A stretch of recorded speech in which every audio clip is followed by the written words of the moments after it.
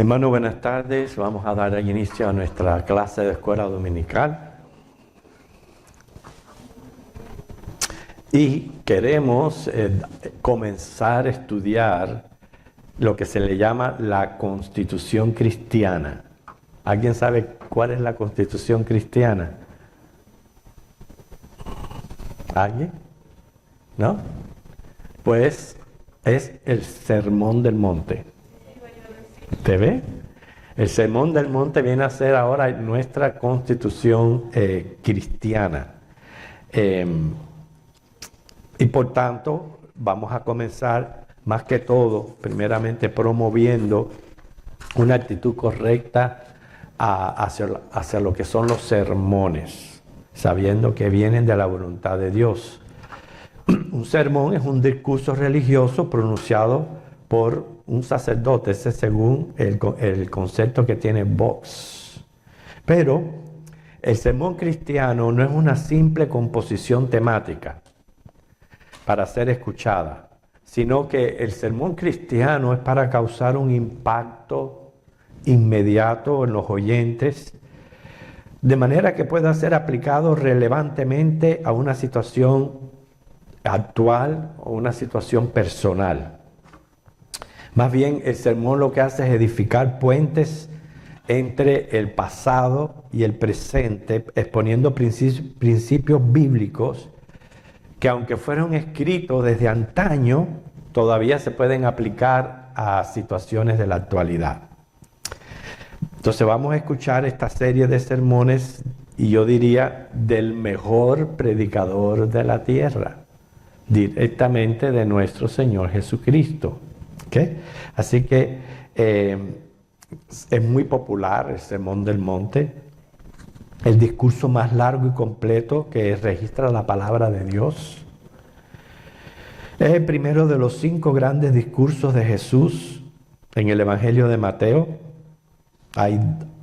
Se encuentra en 2 evangelios, tanto en Mateo como en Lucas. Así que cualquiera que quiera estudiar el sermón y tomar más datos, puede acudir a los 2 evangelios, o sea, Mateo, los capítulos 5 al 7, y el de Lucas es menos extenso, que es capítulo 6, del 20 al 49. El bosquejo es basado en la exposición que se encuentra en Mateo. Este va a ser el bosquejo que vamos a seguir en el transcurso de la clase. Y podemos decir que el capítulo 5 tiene la conducta adecuada para el reino. ¿Cuál debe de ser la conducta apropiada de los cristianos? El próximo capítulo, el capítulo 6, menciona la vida eterna, las ansiedades que pudiera llegar a condicionar el creyente. O sea, ya habla más acerca de problemas de la vida, ansiedades, etc. El capítulo 7 viene a ser la conducta de vida hacia los demás. Así que, resumiéndolo en otras palabras, el 5 tiene que ver con mi conducta, la conducta adecuada mía personal.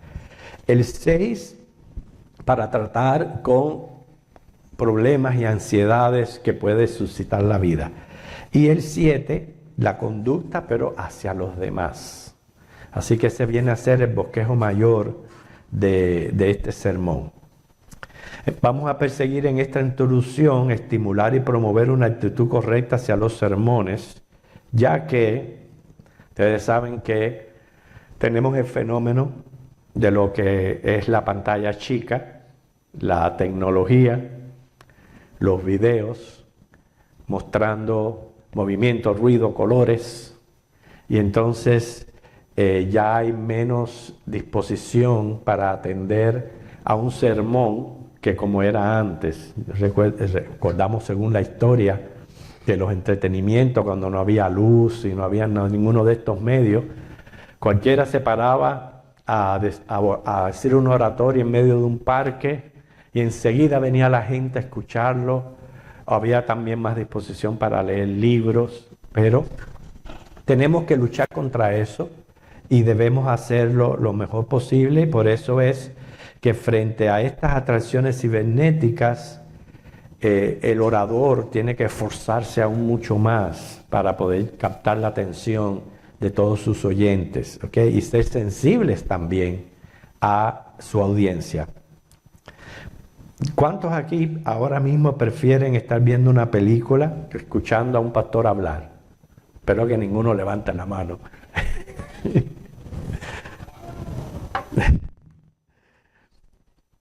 Pero, hermano, por eso que tenemos que considerar el sermón como un mensaje de Dios. Es un medio que Dios está usando para comunicarse. Esto no es invento de hombre, ni de una convención, ni de una institución religiosa, sino el mismo Dios es el que pone este medio para poder comunicarnos. Usted dirá, bueno, pero ya la revelación está en la Biblia. Sí, está en la Biblia, pero muchas veces se necesita ampliar esas verdades en el sentido de aplicarla, etc. Vamos a buscar un texto. Isaías 55, del 6 al 11. Isaías.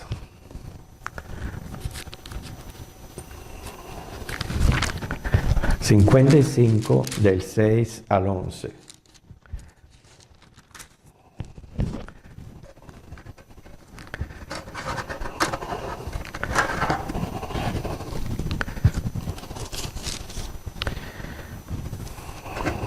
Dice: buscad a Jehová mientras puede ser hallado, llamadle en tanto que está cercano. Deje el impío su camino, el hombre inicuo sus pensamientos, y vuélvase a Jehová, el cual tendrá de él misericordia, y al Dios nuestro, el cual será amplio en perdonar. Porque mis pensamientos no son vuestros pensamientos, ni vuestros caminos mis caminos, dijo Jehová. Como son más altos los cielos que la tierra, así son mis caminos más altos que vuestros caminos, y mis pensamientos más que vuestros pensamientos. En otras palabras, una cosa es la palabra de Dios y otra cosa lo que yo pueda a veces subjetivamente interpretar o lo que sea, y no necesariamente es lo correcto. ¿Okay? Por tanto, si se define que un mensaje proviene de Dios, no prestarle la debida atención, por lo menos yo lo pienso así. ¿Usted no cree que sea una falta de respeto? Cuando usted habla con alguien y esa persona no le está prestando atención, ¿usted no se siente mal? Pues imagínese que Dios nos está hablando por medio de un mensaje y el oyente esté en todo menos enfocado en el mensaje del Señor. Yo sé que es difícil, hermanos. Yo sé, porque yo también fui feligrés y una vez estaba de ese lado y tenía que escuchar mensajes, y a veces cuesta trabajo seguir las ideas de los predicadores. Todo eso lo sabemos porque es debido a nuestra mente, a nuestra finitud. Pero eso no quiere decir que yo no tratar de enfocarme, y siempre que yo llego al templo, sea que esté delante de una clase de escuela dominical, o sea que esté delante de una exposición de la palabra, yo tengo que proponerme y decir que algo nuevo voy a aprender hoy. Algo nuevo. Sea significado de una palabra, sea algo que te necesito aplicar, sea algo que tengo que cambiar en mi manera de ver las cosas. Pero voy a tratar de aprender totalmente algo nuevo. Entonces, hay que dejar de entretenernos, dejar el celular, por favor. Usted no puede estar un mensaje andando y tú ves las personas que siguen mandándose text y texteando. Todas esas cosas le desagradan a Dios. Mostrar fotos, peor si usted le trata de sacar conversación al de al lado, porque no solamente usted no está prestando atención, está haciendo de piedra de tropiezo a la persona que está al lado. Porque recuérdense que un sermón es una comunicación, y la comunicación que requiere un emisor y un receptor, tiene que haber compatibilidad en ambos para que resulte el objetivo de esa comunicación: dar un mensaje y recibir un mensaje. Pero en medio de ese sistema Van a haber muchas interrupciones que captan nuestra atención y ya perdemos la idea que estamos siguiendo en nuestra mente, etc. Ejemplo, yo sé que se presentan emergencias y que muchas veces tenemos que, por una emergencia, en medio de un mensaje, levantarnos y salir del templo o lo que sea. Pero usted se pone a pensar que usted en ese momento está haciendo de tropiezo, porque yo los veo desde arriba. Inmediatamente que alguien comienza a caminar por ahí, todos los ojos van para esa persona. O cualquier otra cosa que esté pasando. Entonces no podemos permitir que no solamente yo no esté prestando atención, sino servir para que otros también se entretengan. También amamos los niños, pero los niños, los padres tienen que comprender cuando están sirviendo como para interrupción de una predicación de evangelio. No es que usted no lo traiga, pero si usted ve que ese niño llora y llora y llora y llora, usted misma coge, se levanta, lo lleva para otro lado y evita que eso siga. Los teléfonos, los celulares. Tiene que cerciorarse que usted apaga su celular durante el tiempo, lo pone en vibración.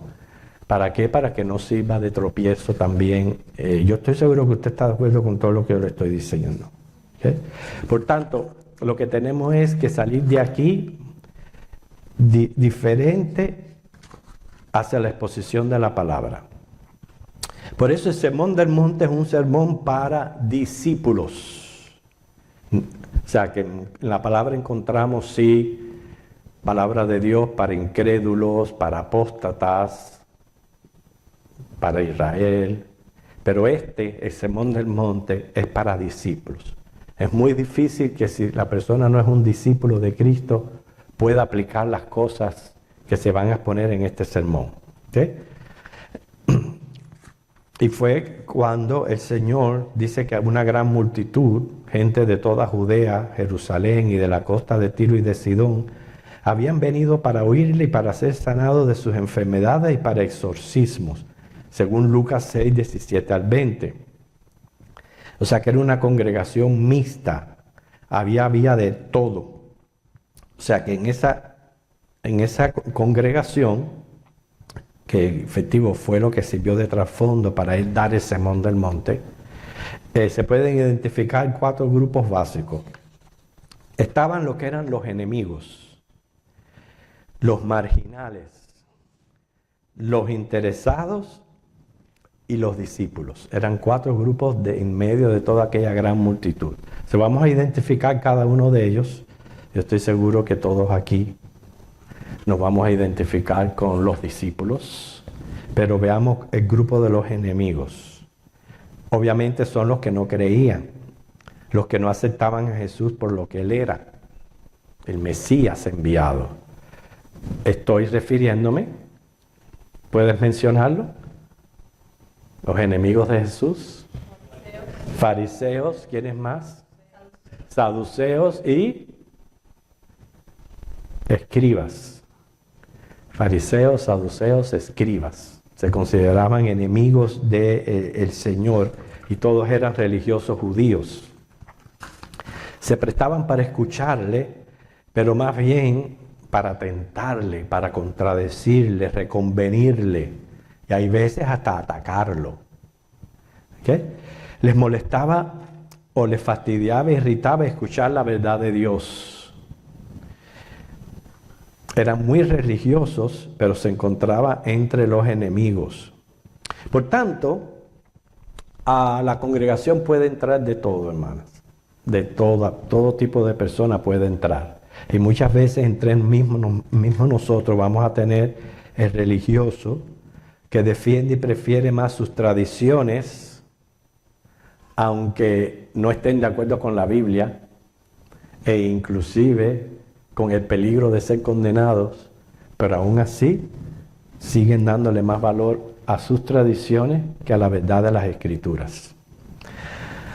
Va a entrar también el ateo, el incrédulo, rehúsa creer en Dios, Entonces esas personas, usted ve que el sermón viene a ser un fastidio, completamente, no hay ningún tipo de interés por escuchar un sermón. Y es por eso nosotros tenemos que ser agradecidos que Dios nos ha cambiado en tantos aspectos y sobre todo en mi actitud hacia la palabra de Dios.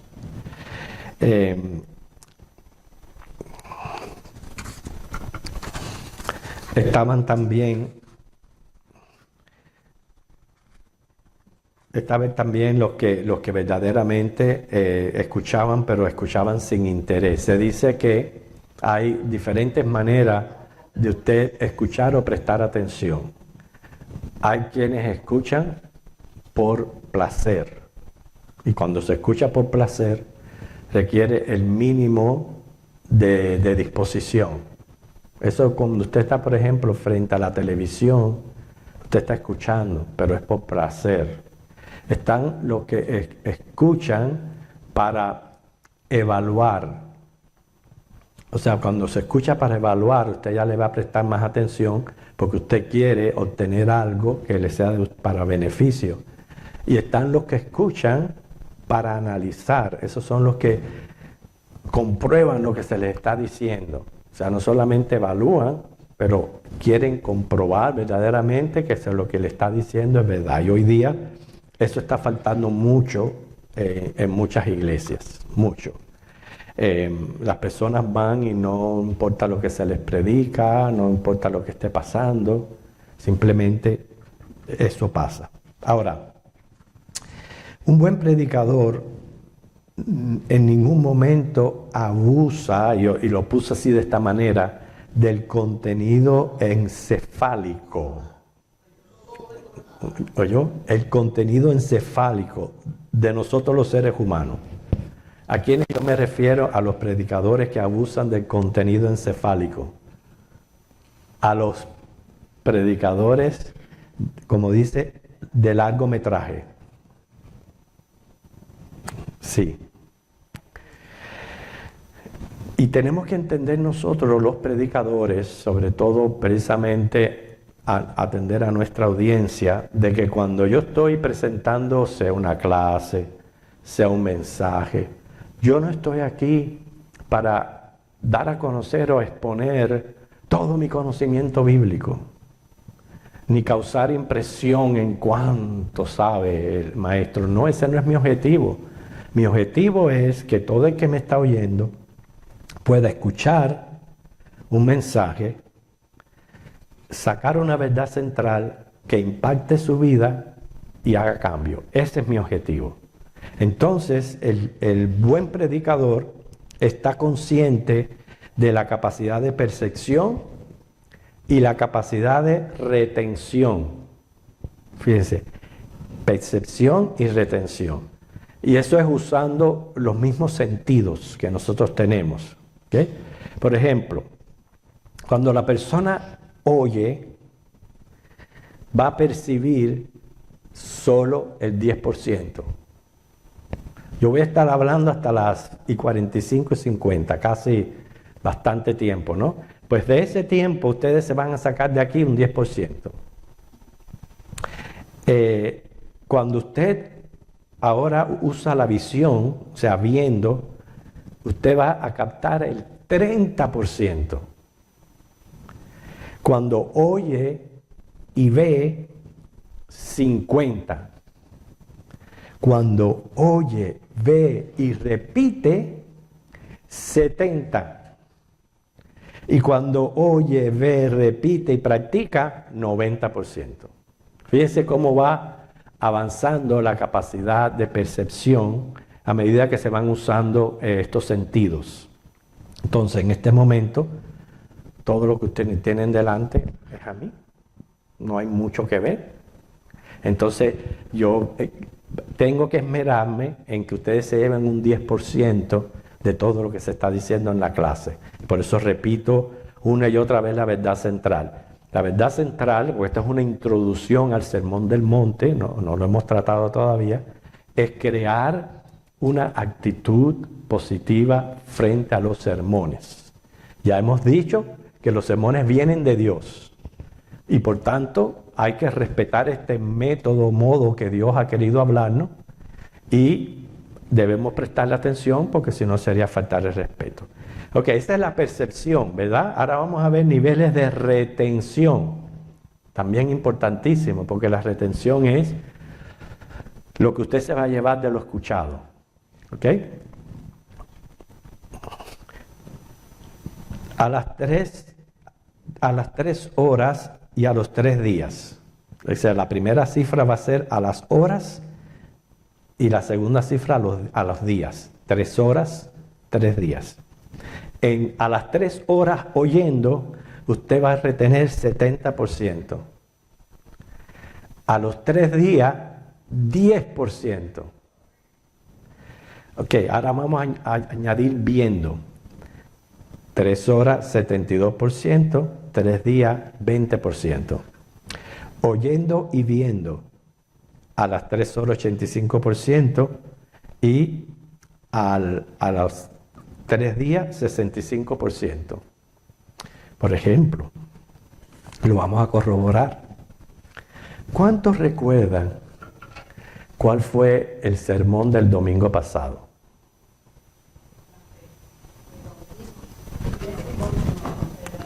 El bautismo, los vínculos que nos unen como cristianos y hablamos del bautismo, ¿ok? Pero obvio, usted no puede quizás hablar todo lo que se habló acerca del bautismo, pero la idea está, hermanos, de que vemos cómo nuestros niveles de retención van disminuyendo a medida que van pasando los días. Y no es por nada malo, así somos, así es nuestra mente definida. ¿Okay? No podemos hacer nada para arreglar ese problema. ¿Okay? No es lo mismo una reacción negativa hacia un sermón por la falta de preparación del expositor y otra es que el sermón cause fastidio de manera tal que no se le presta atención por la falta de interés. O sea que aquí tienen que combinarse los dos. No solamente interés por parte del receptor, sino también que el emisor se esmere en presentar un tema que capte la atención, el interés, y no que las personas digan, uy, ¿cuándo se va a callar este?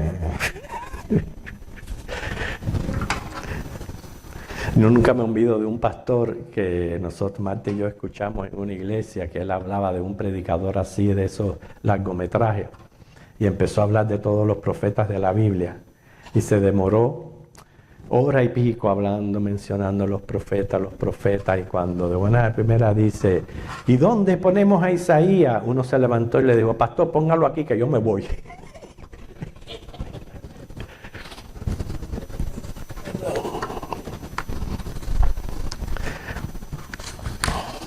Entonces vimos los que son enemigos de esa audiencia que Jesús tenía, los enemigos. Ahora vamos a ver los marginales.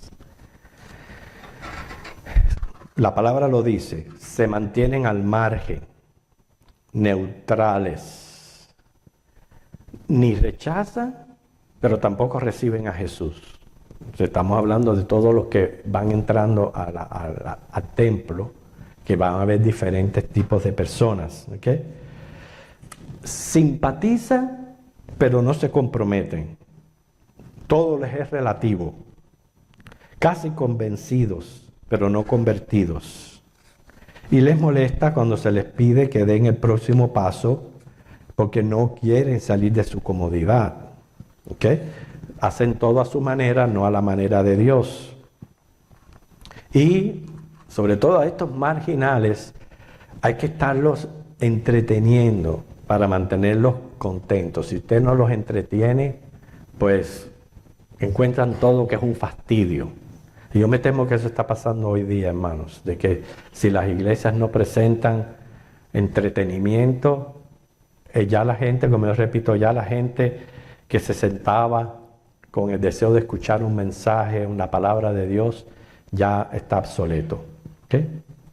Como la apatía está en aumento, las iglesias se ven obligadas a convertirse casi en clubes sociales para que la gente no se les vaya. Y ese es un fenómeno actual. El tercer grupo vienen a ser los interesados. ¿Quiénes son estos interesados?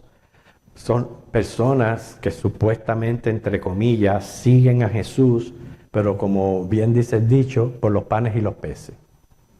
En otras palabras, quizás milagros que hace Jesús o que necesitan en alguna situación para recibir un beneficio de índole material.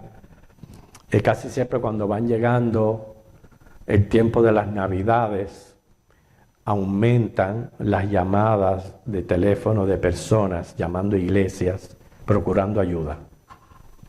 Eso es así, esas son las personas que son interesadas para recibir el milagro y no tenían interés por lo espiritual, que es tan real como lo material y más aún trascendental. Y le ocurrió al mismo Señor Jesús. ¿Cuántos milagros Él no hizo? ¿Se recuerdan cuando Él sanó a 10 ciegos? Y que de los 10 ciegos, uno, ¿verdad? Solo uno regresó a dar las gracias. ¿Por qué? Son personas que van a la iglesia buscando interés personal. Y entonces está el grupo, que espero que estemos todos nosotros aquí ahora, que son los discípulos. Eran los que se habían entregado en cuerpo y alma voluntariamente al Señor. Creyeron en Jesús, les recibieron como Cristo el Salvador. Se entregaron a seguirle y a servirle después de arrepentirse y convertirse. Pero a veces tenemos que entender realmente qué es un discípulo. Un discípulo viene a ser alguien que procura ser como su maestro. Por eso es que todos nosotros aquí tenemos al Señor Jesús como medida. Y estamos tratando siempre de alcanzar esa estatura que Él nos dejó por medio de su palabra. Debido a que este es su objeto, escucha no solo con atención, sino por interés personal, lo que Dios dice a través de los sermones. Cuando mis hijos comenzaron a ir a la universidad, yo les decía, mira, ahora ustedes tienen que cambiar su actitud en la escuela, hacia lo que les enseñan los maestros, hacia las lecciones. Ya no es lo mismo la escuela superior, donde muchas veces van a jugar, van a entretenerse, van a esto y a lo otro. Pero en las universidades, y más cuando usted se define por una carrera, es a usted que le conviene escuchar. ¿Por qué? Porque llega el momento que usted tiene que poner en práctica y aplicar lo que usted aprendió. ¿Y qué sucede con un estudiante que sea negligente en escuchar al maestro o aplicar lo que él dice? Pues cuando le toque hacer su trabajo, se va a encontrar con impedimento e imposibilitado. O sea, más bien al estudiante le conviene prestarle atención al maestro. Bueno, nosotros tenemos que entender, hermanos, que es a nosotros quienes nos conviene escuchar el sermón, aplicar el sermón. No le estamos haciendo favor ni al pastor ni al mismo Dios. Somos nosotros mismos los que nos conviene. Debido a nuestra finitud e imperfección e incapacidad, tenemos que ser corregidos en creer en todo aspecto de la vida. O sea, saber qué espera Dios de sus hijos, qué conducta y hábitos corresponden al discípulo de Jesús. Por eso, el Sermón del Monte viene a ser, como dije al principio, nuestra constitución cristiana. Y quien le habla es a cristianos, no es para otro tipo de personas. Lo cierto es que para poder ser un discípulo necesitamos identificarnos con Cristo, haber nacido de nuevo, proclamarnos convincentemente y definitivamente como cristianos, un reconocimiento del Evangelio, que somos pecadores salvos por gracia, y esta nueva naturaleza va a despertar un apetito por la palabra de Dios. Esa es una de las evidencias internas que cada uno de nosotros puede corroborar si ha tenido un encuentro personal con Cristo. Porque una de las cosas que Dios sí despierta en nosotros es apetito por la palabra. La necesitamos. Y como la necesitamos, la procuramos tanto personal como a nivel congregacional. Cuando una persona enferma, lo primero que pierde es el apetito. Así sucede cuando una persona pues ya pierde el apetito por la palabra de Dios. Es porque está tibio, es porque se ha dejado influenciar, se ha enfriado en la fe, y eso es lo que se pierde. Por eso el Sermón del Monte es específico para aquellos que reconocen a Cristo. Porque todo aquel que es de la verdad, dice el Señor, oye mi voz. Juan 18:37. Hubo un agnóstico que siempre lo jetaba todo. Es un tipo de persona antagónica. La antagónica es una persona que todo lo contradice. Y esta persona se atrevió a decir, primero, que él era cristiano, pero que él no necesitaba escuchar sermones. Así lo dijo. Dice que los sermones son una pérdida de tiempo, que los predicadores se pasan horas y horas preparando un sermón de media hora.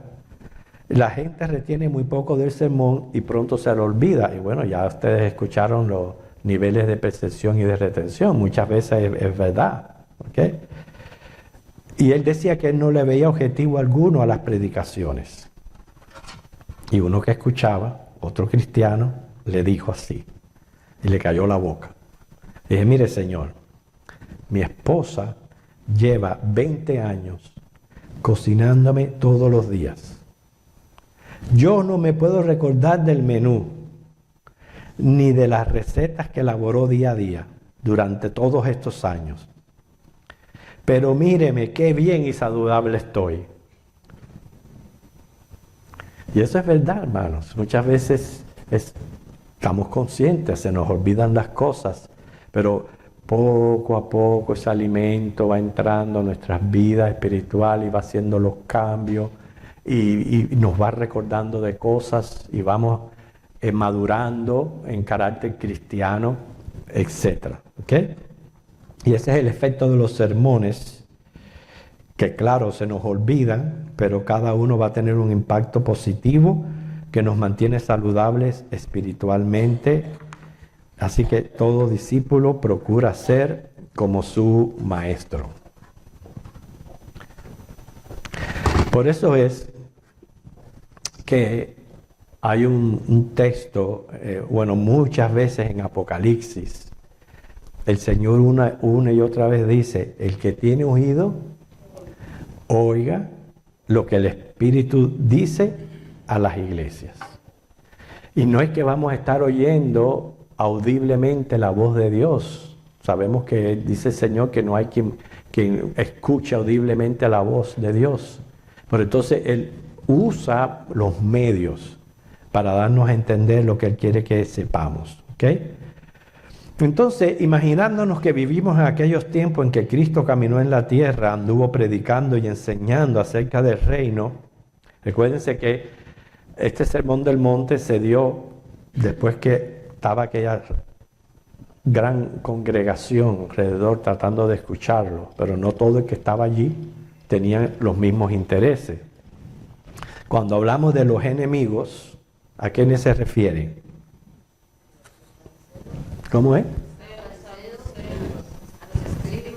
Perfecto, ve que están reteniendo, pero ¿qué hacían ellos que se consideraban enemigos?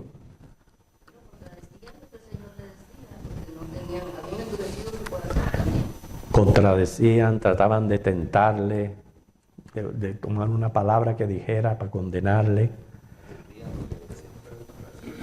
Ajá, sí, hermano. Lo que decía la Biblia, no lo cumplía. Y de hecho, recuerden que a Jesús lo llevan a la cruz por blasfemo. Ellos lo consideraban blasfemo por llamarse, recuerden la clase anterior, que fue acerca de qué.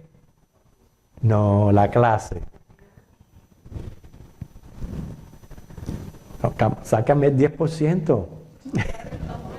Los nombres de Dios. Exactamente. Cuando él decía yo soy, era porque él se decía ser Jehová. Y esos religiosos lo consideraban una blasfemia. Y es lo que lo llevan a ser juzgado en la cruz del Calvario. Así que dentro siempre, a veces en las congregaciones, van a entrar personas con este tipo de espíritu antagónico que lo que vienen es a contradecir las cosas, ¿ok? Los interesados, ¿quiénes son? Los que buscan lo material, beneficios, favores, resolver problemas, también van a entrar, ¿ok? Los marginales.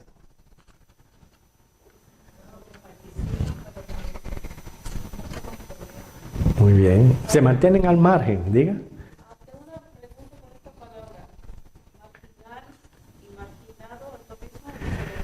Marginales es porque está hablando de una gran porción de personas. Ya un marginado es más bien personal. Sí, exactamente. Como se mantienen al margen, es la idea. O sea, no pasan de aquí para allá. Están, pero no están. No, ajá, sí, hermana. Dentro de los marginales se podría considerar, por ejemplo, aquellos que están siempre contendiendo con la palabra, como criticando al pastor, lo que habla el pastor, pero no aceptan esa palabra. Bueno, yo los pusiera eso en el primer grupo, el de los enemigos. Sí, porque generalmente yo, por ejemplo, he escuchado personas que han asistido a cultos, a sermones, entonces cuando salen de ahí, porque salen con críticas, Claro. no quieren que esa palabra les toque. Exacto. Para nada, Bueno, también pueden incluirse en este grupo también, de que se mantienen al margen, quiere decir que están y no están. No terminan de dar el paso, no se comprometen. Están casi convencidos, pudiéramos decir. Y ya los discípulos, que somos nosotros, ¿quiénes son? seguimos al Señor, Los cristianos, los que nos comprometemos a servirle al Señor, a llevar la palabra. Muy bien, todo eso está muy bien, pero es alguien, recuerde eso, que quiere ser como su maestro. Eso es un discípulo. Inclusive se usa para discípulo la palabra pupilo. Y pupilo viene a ser, en el mundo griego, era un adherente a un maestro particular o una escuela religiosa. Eso es lo que es un discípulo o un pupilo. O sea, no solamente profesar ser cristiano y ya, sino yo tengo que entender que yo tengo que someterme al discipulado. Y un discípulo, por lo menos, hacía 3 aspectos básicos. Estudiaba, aprendía y transmitía. Entonces ese debe de ser el objeto nuestro cuando vengamos al templo y seamos expuestos a una clase o seamos expuestos a un sermón. Yo tengo que pensar, bueno, yo le tengo que prestar total interés, no solamente porque es palabra de Dios, sino porque soy un discípulo, tengo que estudiar, tengo que aprender y para después transmitir. Además de eso, nosotros todos tenemos que darnos cuenta que nadie lo sabe todo, nadie tiene todas las respuestas. Nosotros toda la vida tenemos para escudriñar la palabra, para seguir aprendiendo cada día. Repito, por eso te viene al templo y pregúntese usted mismo, ¿qué algo nuevo voy a aprender hoy? ¿Qué es lo que yo voy a aprender? Y por eso es que el Señor nos llama a prestarle atención a lo que es el sermón. Sí. Claro. Los marginales, que están y no están, o sea, no se definen como ateos, porque el ateo sí que nada, pero tampoco siguen a Cristo como deberíamos. En otras palabras, hay que tener cuidado porque existe también el cristianismo nominal. El cristianismo nominal es un cristiano de nombre solamente. En otras palabras, si me preguntan, ¿cuál es tu religión? Oh, yo soy cristiano. pero está muy lejos de vivir el cristianismo. Y el discipulado no es para un grupo sí y otro grupo no. No es para los líderes solamente, es para todos. Todos hemos sido llamados a ser discípulos de Cristo, todos. No hay ninguno que quede fuera. Entonces, eso es lo que yo tengo que procurar. Recuérdense, estudiar, aprender y transmitir. Un discípulo es que quiere ser como su maestro, aprende de su maestro y actúa como su maestro. Además que Jesús viene a ser nuestro mejor guía. ¿Quién mejor maestro que nuestro Señor Jesús? Y por eso vamos a estudiar este discurso más largo que hay en el Nuevo Testamento, que es prácticamente nuestra constitución cristiana, y a la vez que empecemos vamos a ir tratando los temas según va avanzando el sermón, pero la clase de hoy era como de preparación. Entonces ya nos quedan 3 o 4 minutos. ¿Quieres añadir algo, algo que usted ha aprendido, algo que quiera añadir a lo que se ha dicho? Diga, hermana. Por ejemplo, en esos tipos de así que se han clasificado, escuchando, por ejemplo, es un rechazo a la labor del Espíritu Santo, porque el Espíritu Santo le está hablando, viene a la iglesia, el pastor trae el sermón, y el Espíritu Santo le va a dejar la palabra y le da luz.